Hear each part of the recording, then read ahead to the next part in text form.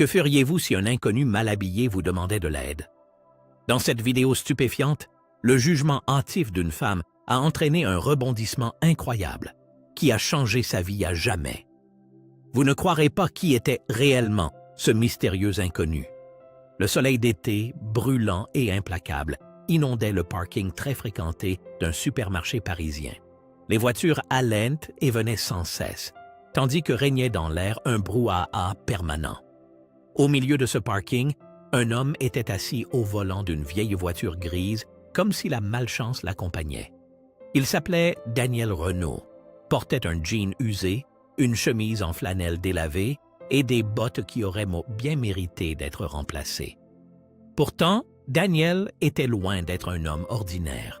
Il était le PDG de Renault Motors, une entreprise de voitures de luxe implantée dans le monde entier.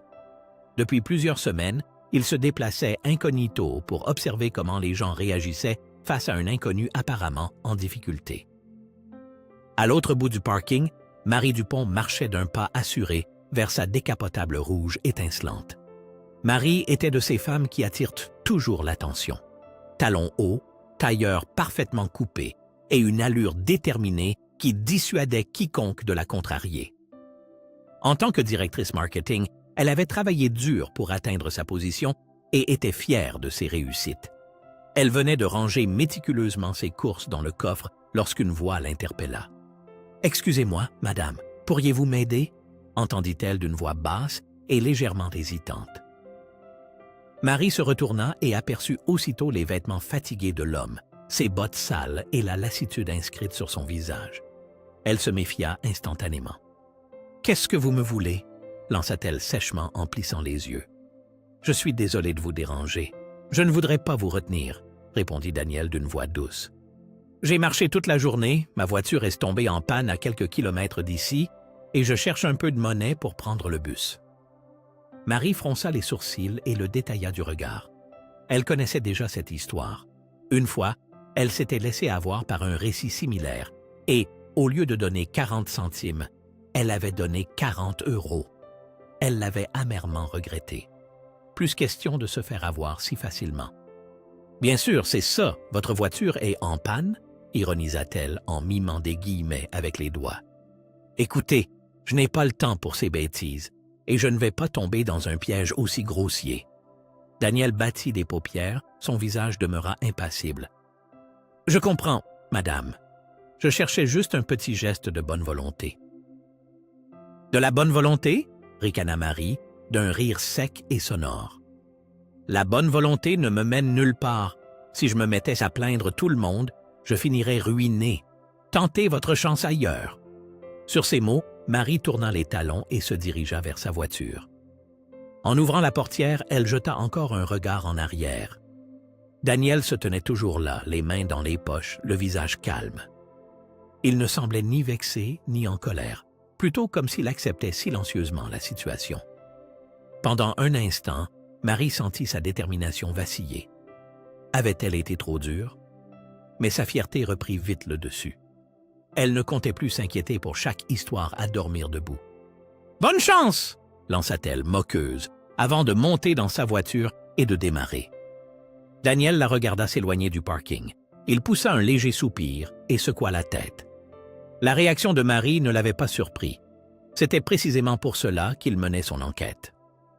Comprendre comment les gens traitaient un inconnu qui semblait démuni. Il n'éprouvait aucune colère contre elle. Il comprenait que chacun avait ses raisons pour se montrer dur. Pourtant, il avait l'impression d'avoir perçu dans ses paroles une vérité douloureuse. Était-ce le succès qui l'avait rendue ainsi, ou avait-elle toujours été comme ça? Pendant ce temps, Marie rentra chez elle, déballa ses courses, mais ne parvenait pas à chasser de son esprit le visage de cet homme. Elle n'y avait pas lu de la colère ou de la rancœur, seulement une forme de résignation calme, comme si Daniel s'y attendait. Marie tenta d'éloigner ce malaise. Elle avait suffisamment travaillé pour ne pas absorber tous les problèmes des autres. Le monde est cruel, et si on ne s'adapte pas, on est vite dépassé, pensa-t-elle. Pour elle, l'histoire était close, sans se douter que cette rencontre était loin d'être terminée. Quelques jours plus tard, comme à son habitude, Marie arriva tôt dans son bureau, un café glacé à la main et parcourut ses emails. Des échéances serrées, des réunions, une présentation à faire devant la direction. Son agenda était chargé, mais un courriel inhabituel attira son attention. Réunion d'entreprise obligatoire avec le nouveau PDG. Marie resta bouche bée. Nouveau PDG? Elle n'en avait jamais entendu parler. Jusqu'ici, la société était dirigée par Paul Laurent, un véritable pilier dans le milieu depuis de longues années. Pour le remplacer, il fallait quelqu'un de vraiment spécial. Marie ouvrit l'email. Une grande réunion était convoquée pour le lendemain, la présence de tous étant obligatoire. Marie grogna doucement, puis ferma son ordinateur. Elle s'en occuperait le lendemain. Le jour suivant, Marie se retrouva dans l'immense salle de conférence, entourée de collègues murmurant avec excitation en attendant l'arrivée du nouveau PDG. Certains parlaient d'un jeune prodige, d'autres d'un expert recruté de l'extérieur, prêt à bouleverser toute l'entreprise. Marie s'assit plus en retrait, préférant observer sans attirer l'attention. C'est alors que les portes s'ouvrirent et un homme en costume élégant, à la démarche assurée, entra dans la salle. Le silence se fit aussitôt. Marie ne le reconnut pas immédiatement. Il portait une veste bien taillée et se tenait droit. Puis elle aperçut son visage, et son souffle se coupa. C'était lui, l'homme misérable du parking qu'elle avait si durement éconduit. Son cœur s'emballa et elle se tassa sur sa chaise, priant pour que personne ne la remarque. « Bonjour à tous !» déclara l'homme d'une voix déterminée et chaleureuse. « Je m'appelle Daniel Renaud et je suis votre nouveau PDG. J'ai dirigé plusieurs entreprises durant des années, mais le mois dernier, j'ai mené une mission d'un autre genre. Je me suis déplacé incognito partout dans le pays pour voir comment on me traiterait si je donnais l'impression d'être en difficulté. Et un murmure stupéfait parcourut la salle. Le visage de Marie s'empourpra de honte, et elle voulut disparaître sous sa chaise. Elle n'arrivait pas à croire que l'homme qu'elle avait pris pour un mendiant se tenait là, devant elle, en tant que PDG de l'entreprise. L'individu qu'elle avait chassé sans ménagement se présentait désormais comme le grand patron. Elle devinait que cette rencontre sur le parking n'était pas un hasard, et redoutait déjà d'en subir les conséquences. Daniel poursuivit, d'une voix à la fois ferme et encourageante. « Notre entreprise s'est toujours distinguée par son excellence et son sens de l'innovation. Mais je crois qu'il existe une valeur tout aussi cruciale, la façon dont nous traitons les gens, pas seulement nos clients, mais également ceux qui travaillent avec nous. Durant mon immersion incognito, j'ai été témoin d'actes de gentillesse et de compassion incroyables, mais aussi du contraire. » Il marqua une brève pause, comme s'il souhaitait que ses propos touchent chacun au plus profond. Marie sentit ses paumes devenir moites. La scène du parking lui revenait en tête, ses mots mordants, son rire cassant, tout comme le regard calme de Daniel. Elle se doutait qu'il n'avait rien oublié. Son cœur se serra davantage quand il balaya l'assemblée du regard. Ses yeux passèrent un bref instant sur elle. Il ne fallut qu'une seconde pour que Marie sente son estomac se nouer. L'avait-il reconnu ou s'arrêtait-il simplement sur tous les visages? Daniel conclut son discours en martelant. « Je suis ici pour diriger cette société, mais je veux aussi vous écouter. Mon souhait est que cette entreprise incarne réellement les valeurs qu'elle revendique, non seulement dans nos bureaux, mais partout. Merci à tous et j'ai hâte de collaborer avec vous. » La salle applaudit à tout rompre, mais Marie garda les mains sur ses genoux. Elle était trop envahie par ses pensées. Devait-elle faire comme si rien ne s'était passé? S'excuser? Daniel évoquerait-il l'incident? À la fin de la réunion, Marie tenta de s'éclipser discrètement, mais elle n'eut pas cette chance. « Mademoiselle Dupont !» appela Daniel, sa voix portant par-dessus le brouhaha de la foule. Marie s'immobilisa, puis se retourna lentement, le cœur battant la chamade. « Oui, monsieur Renaud ?» répondit-elle, en s'efforçant de paraître calme. Daniel esquissa un léger sourire, mais son expression restait difficile à décrypter. « Puis-je vous demander de rester un instant? J'aimerais vous parler. » La salle se vida peu à peu, et Marie resta là, à la fois craintive et intriguée. Lorsqu'ils se retrouvèrent seuls, Daniel s'appuya nonchalamment contre la table, son regard posé sur elle. « Je n'ai pas pu m'empêcher de remarquer que nous nous étions déjà rencontrés. déclara-t-il poliment, mais avec une certaine fermeté. Marie déglutit. Oui, je crois, dans le parking. Daniel acquiesça, son regard devenant un peu plus doux. Exact, il semblerait qu'à ce moment-là, vous n'étiez pas très disposé à aider. Le visage de Marie s'empourpra et elle baissa les yeux. Monsieur Renaud, je ne savais pas qui vous étiez.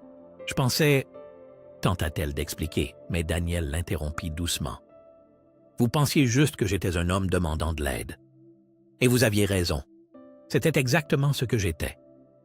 Marie fixa le sol, consciente qu'elle n'avait aucune excuse. « Je suis désolée, » murmura-t-elle à peine audible. « Je n'aurais pas dû juger trop vite. » Daniel l'observa en silence quelques secondes, puis hocha la tête. « Excuse acceptée, mais ce n'est pas moi qui suis en jeu ici. C'est la manière dont on traite les autres, quels que soient leurs moyens. Ça vaut la peine d'y réfléchir. » Il se redressa et adressa à Marie un bref sourire sincère, avant de quitter la pièce, la laissant seule face à ses pensées. Marie savait qu'elle venait sans doute d'échapper aux pires conséquences, mais que sa conscience, elle, ne lui permettrait pas d'oublier. Ce jour-là, elle ne parvint pas à se concentrer sur son travail. Chaque fois qu'elle fermait les yeux, elle revoyait le regard calme et pénétrant de Daniel et entendait ces mots.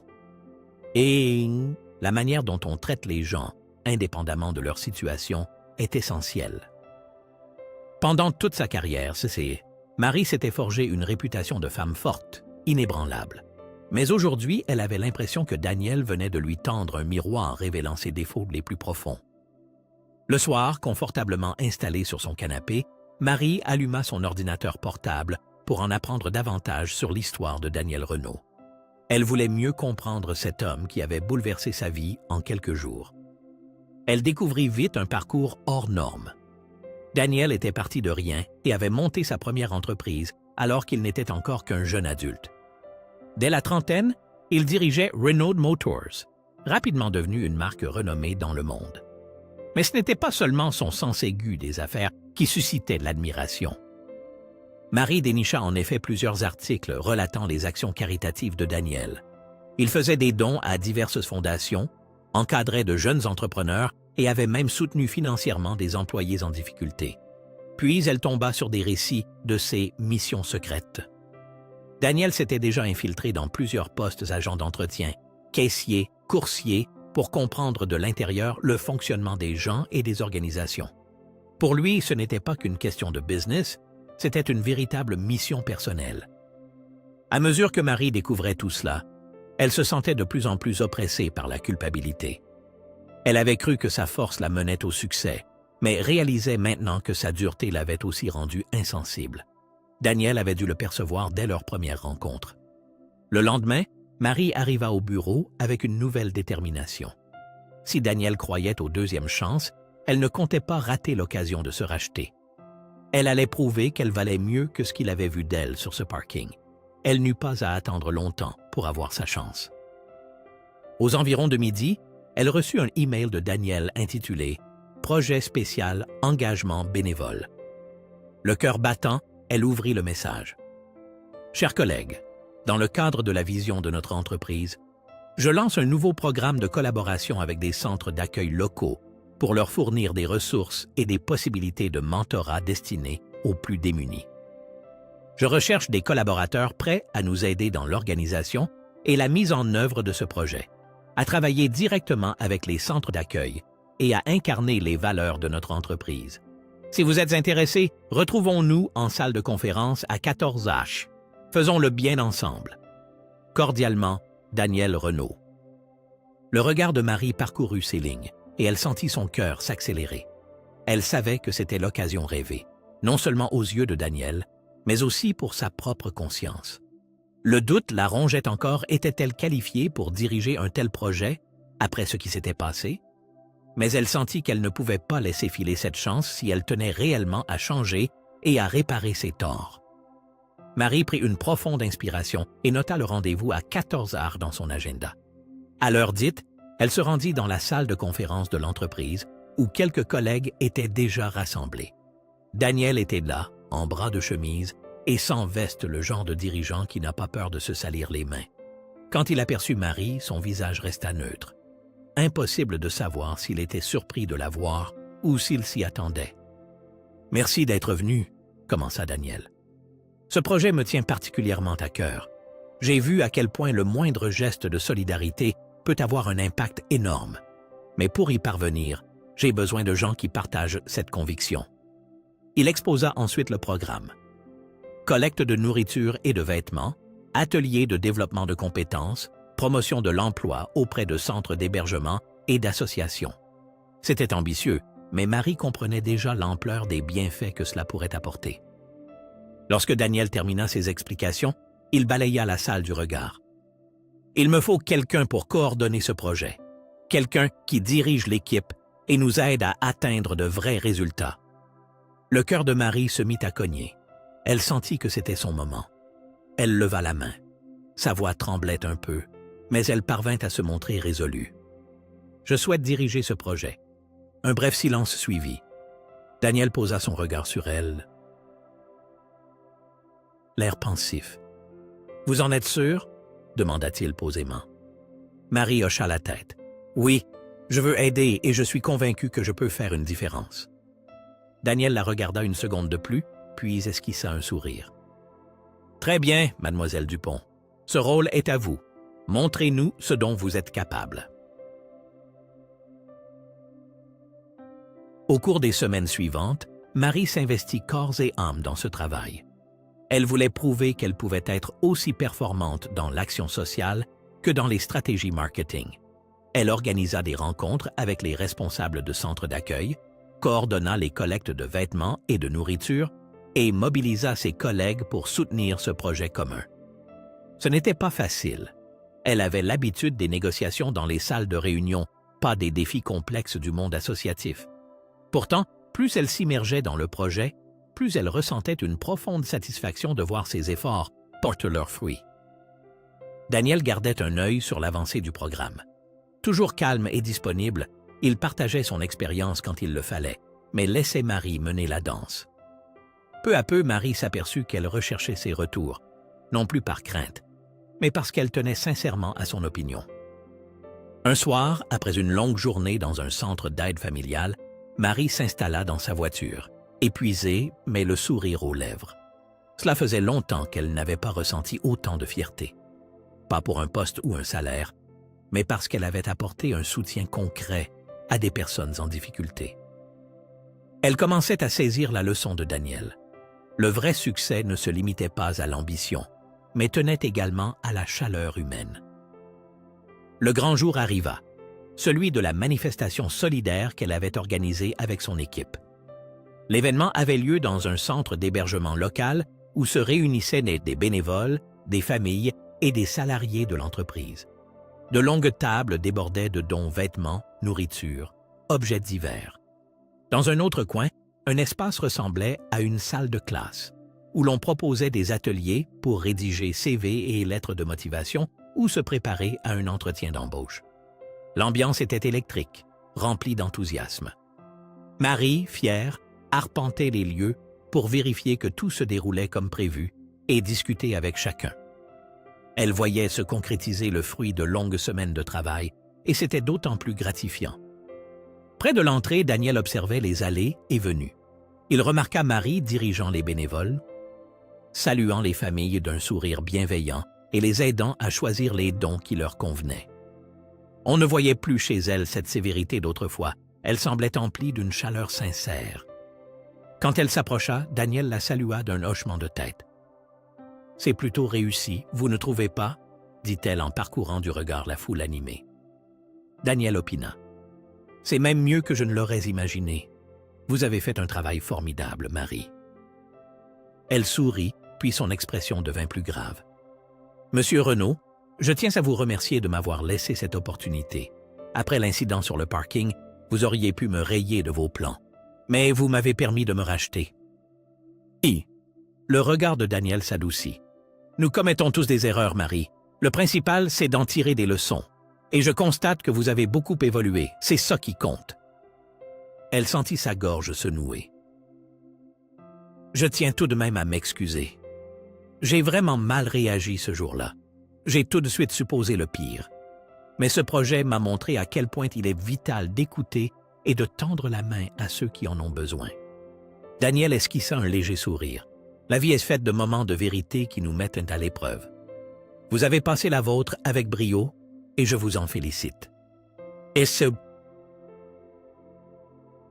Lorsque l'événement toucha à sa fin, Marie parcourut une dernière fois la salle, fière du chemin accompli. Elle ne considérait plus Daniel seulement comme son patron, mais aussi comme un mentor qui, par son exemple, lui avait révélé le potentiel d'une bienveillance concrète. Le lendemain matin, Marie trouva un email de Daniel dans sa boîte de réception, intitulé « Félicitations, Marie ». Elle l'ouvrit aussitôt. « Merci pour tout le travail que tu as investi dans ce programme de bénévolat. Le responsable du centre m'a appelé en personne pour exprimer sa gratitude et l'impact positif se voit déjà. Ton leadership a inspiré nos équipes comme la communauté. Je vois encore beaucoup de perspectives en toi et j'aimerais parler avec toi d'un nouveau poste, plus en phase avec cette évolution. Je t'attends à la réunion de cet après-midi. Cordialement, Daniel Renaud. » Et Marie sentit sa main trembler à la lecture de ces mots. Un nouveau poste? Elle n'en revenait pas. Mais elle se sentait comblée. Son travail prenait enfin un sens profond, et Daniel le reconnaissait. L'après-midi venu, elle se rendit dans le bureau de Daniel. L'entretien fut bref, mais décisif. Il lui proposa de prendre la tête de la division responsabilité sociétale de l'entreprise, un poste entièrement consacré au soutien des communautés locales. Jamais Marie n'aurait imaginé travailler un jour dans un tel domaine, mais elle sut immédiatement que c'était le bon chemin. En sortant du bureau, elle était submergée de gratitude. Pour la première fois, elle vivait une réussite qui n'avait rien à voir avec un échelon de carrière ou un salaire plus élevé, mais qui se nourrissait d'une vraie contribution à la société. Un simple geste de bienveillance, un événement solidaire bien organisé, et voilà qu'on pouvait vraiment changer les choses. Ce soir-là, en repensant aux événements de la journée, Marie se surprit à sourire en voyant à quel point tout avait basculé. Depuis cette rencontre brutale sur un parking jusqu'à son nouveau rôle, elle avait découvert la puissance de l'empathie et de l'entraide. Même si le début de l'histoire avait été pénible, elle en avait tiré la force de devenir quelqu'un de meilleur. Elle comprit alors combien la vie était parfois étrange. C'est souvent quand on s'y attend le moins qu'on reçoit les leçons les plus précieuses. Et ce soir-là, elle était infiniment reconnaissante de ne pas être passée à côté de celle-ci.